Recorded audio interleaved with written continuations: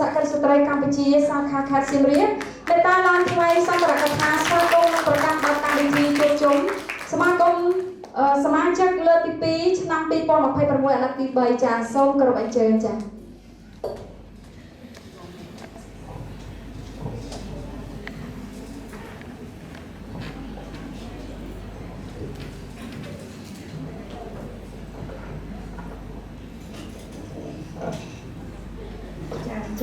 ជាដំបូងសូមអនុញ្ញាតឲ្យខ្លួនឯង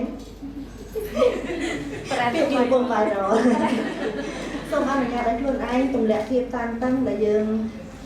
ទទួលបានពីតាមរយៈការងារឬក៏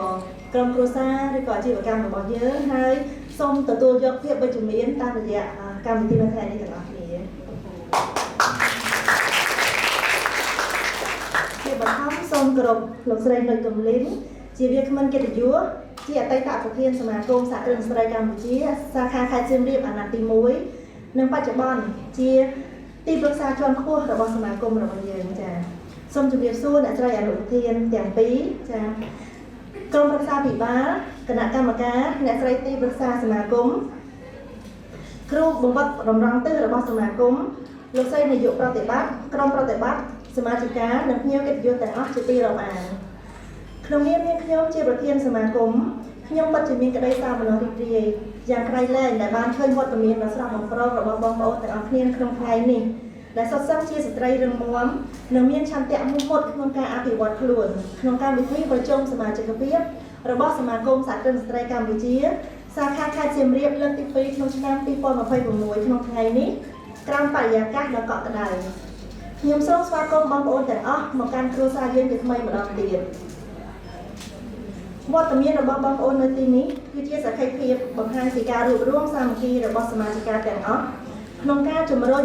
ចក្ខុវិស័យរបស់សមាគមគឺផ្ដល់ការគាំទ្រនិងលើកកម្ពស់សហគ្រិនស្ត្រីដែលជាម្ចាស់អាជីវកម្មនៅក្នុងប្រទេសកម្ពុជាហើយនេះជាកម្លាំងចិត្តដ៏មានតម្លៃសម្រាប់សមាគមក្នុងការបន្តអភិវឌ្ឍសហគ្រិនស្ត្រីក្នុងខេត្តសៀមរាបរបស់យើងដោយដែលបងប្អូនបានជ្រាបស្រាប់ក្នុងនាមខ្ញុំជាប្រធានសមាគម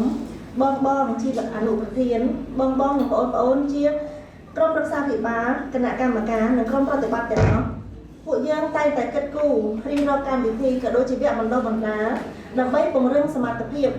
លើគ្រប់ផ្នែកនៃការគ្រប់គ្រងអាជីវកម្មដើម្បីឲ្យអាជីវកម្មរបស់សមាជិកទាំងអស់មានភាពធន់ក្នុងកលៈទេសៈដ៏លំបាកនេះនឹងឈានដល់ការអភិវឌ្ឍនាពេលអនាគតដ៏ខ្លីខាងមុខហើយយើងក៏មានការសហការជាមួយដៃគូនានាដើម្បីផ្ដល់អត្ថប្រយោជន៍ដល់សមាជិកឲ្យបានច្រើនបំផុតផងដែរក្នុងនោះដែរខ្ញុំសូមជម្រាបបងប្អូនត្រួសពីកម្មវិធីដែលកំពុងដំណើរការរបស់សមាគមហើយនឹងក្រុមអនុវត្តរួមមាន1វគ្គបណ្ដុះបណ្ដាលសម្រាប់អាជីវកម្មខ្នាតតូចនិងមីក្រូដែលមានឈ្មោះថា We Together ក្រោមការគាំទ្រពីមូលនិធិអភិវឌ្ឍអាស៊ី The Asia Foundation សហការជាមួយធនាគារ Wing ដែលបងប្អូន50អាជីវកម្មបាននឹងកំពុងសិក្សាដោយសុខខ្លួនឯងតាមរយៈ application បង្កលក្ខណៈងាយស្រួលដែលបងប្អូនអាចទទួលបានចំណេះដឹងនៅផ្នែកគ្រប់គ្រងហិរញ្ញវត្ថុគ្រប់គ្រងអាជីវកម្មនិងការធ្វើទីផ្សារបែប digital បន្ទាប់ពីនោះបងប្អូននឹងត្រូវអញ្ជើញចូលរួមក្នុងកម្មវិធីមួយទៀតដែលគាំទ្រដោយមជ្ឈមណ្ឌលអភិវឌ្ឍធុរកិច្ចថ្មីDejo Startup ដែលនឹងផ្ដល់ voucher សម្រាប់បងប្អូនជាម្ចាស់អាជីវកម្មដែលមានបំណងចង់បំពាក់ឧបករណ៍ digital រួមមាន POS system ឬក៏ប្រព័ន្ធគ្រប់គ្រងធនធានមនុស្សដោយបងប្អូននឹងទទួលឱកាសក្នុងការស្នើសុំនៅ Digital Voucher ដែលផ្ដល់ដោយកម្មវិធី Enterprise Go Digital សហការជាមួយនឹងសមាគមដែលសិក្ខាសាលាផ្សព្វផ្សាយនឹងរៀបចំនៅថ្ងៃទី29ខែឧសភានេះចា៎ហើយលើពីនេះទៅទៀតបងប្អូនទាំង50រូបក៏មានឱកាសទទួលបានកម្ចីពីធនាគារ Wing ដោយពុំមានទ្រព្យធានានិងពុំមានការប្រាក់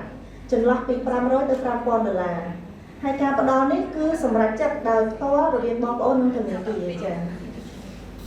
យើងក៏មានវគ្គបណ្ដុះបណ្ដាលមួយទៀតលើប្រធានបទលើកកម្ពស់ភាពធន់ផ្នែកហិរញ្ញវត្ថុក្រោមកិច្ចសហការជាមួយនឹងសហគ្រិនខ្មែរនិងក្រុមហ៊ុន Manulife ចំនួន50រូបប្រព្រឹត្តទៅនៅថ្ងៃទី22ខែឧសភាឆ្នាំ2026នេះខ្ញុំលើកទឹកចិត្តឲ្យបងប្អូនទាំងអស់ចុះឈ្មោះចូលរួមឲ្យបានរួសរាល់ពីព្រោះកន្លែងមានកំណត់ចា៎ ទន្ទឹមនឹងនោះយើងក៏បានចុះអនុសារណៈយោគយល់ជាមួយនឹងខេមពីបានិង Aditi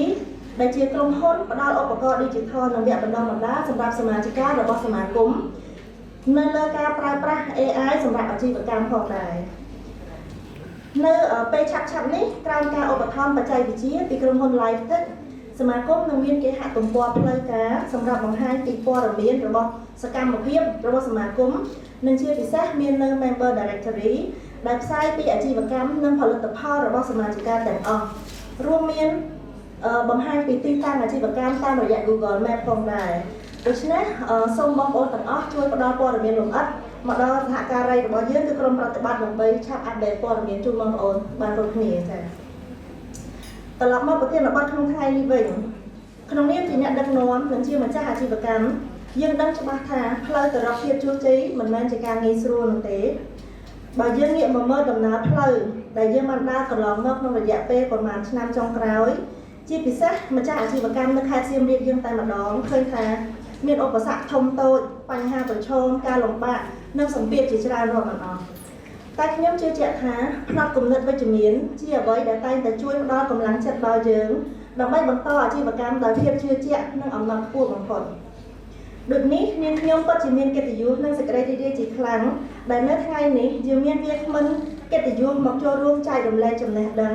និងបទពិសោធន៍ក្រោមប្រធានបទអធិពលនៃផ្នត់គំនិតវិជ្ជមាន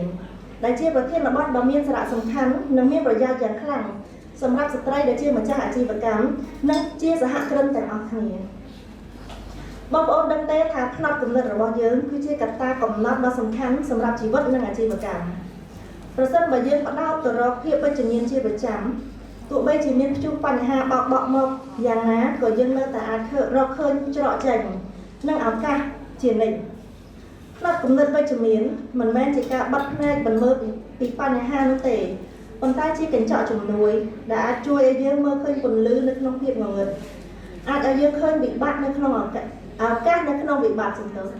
ហើយនឹងបង្កើតភាពជោគជ័យក្នុងអាជីវកម្មនិងជីវិតរស់នៅផងដែរនេះខ្ញុំជឿជាក់ថានៅពេលដែលយើងម្នាក់មានផ្នត់គំនិតវិជ្ជមានយើងនឹងក្លាយជាមេដែកដែលទាក់ទាញមនុស្សល្អឱកាសល្អមកកាន់ជីវិតសូមឲ្យកម្មវិធីថ្ងៃនេះនឹងផ្ដល់ជាគំនិតថ្មីជាកម្លាំងចិត្តដល់សមាជិកទាំងអស់ដើម្បីយកទៅអនុវត្តក្នុងការដឹកនាំអាជីវកម្មនិងការងារជាមួយនឹងជីវិតប្រចាំថ្ងៃឲ្យកាន់តែមានភាពវិជ្ជមាននិងជោគជ័យ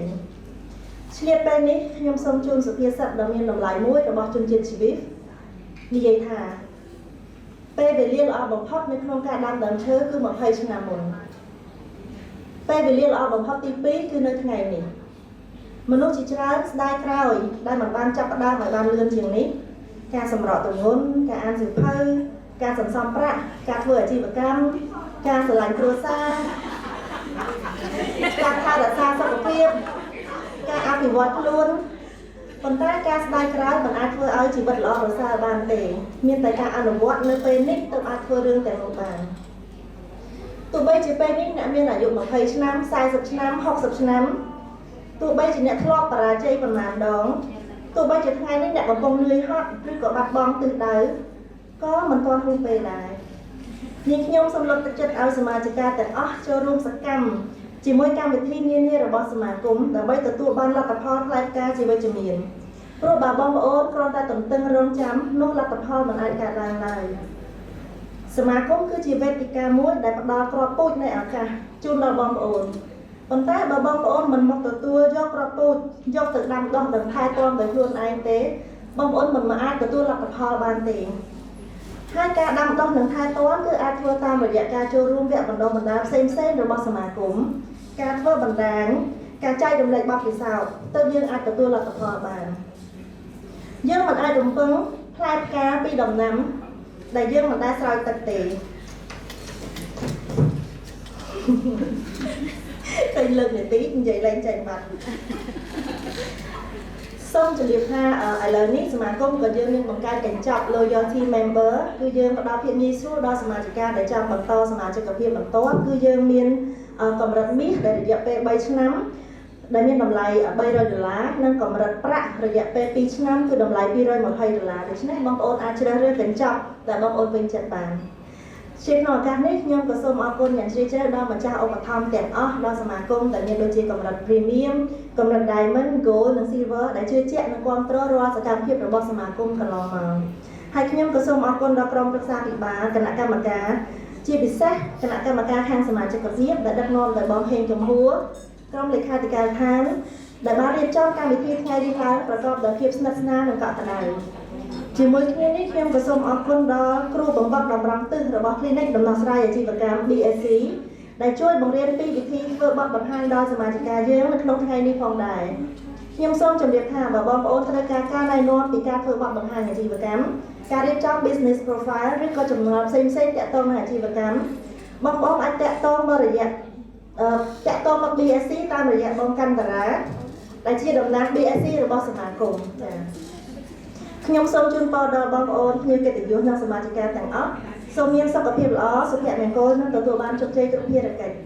នាងខ្ញុំសូមប្រកាសបើកកម្មវិធីប្រជុំសមាជិកភាពលើកទី2ជាផ្លូវការចាប់ពីពេលនេះតទៅសូមថ្លែងអំណរគុណយ៉ាងជ្រាលជ្រៅបំផុតចំពោះអ្នកស្រីប្រធានឈៀងបូរ៉ានីចា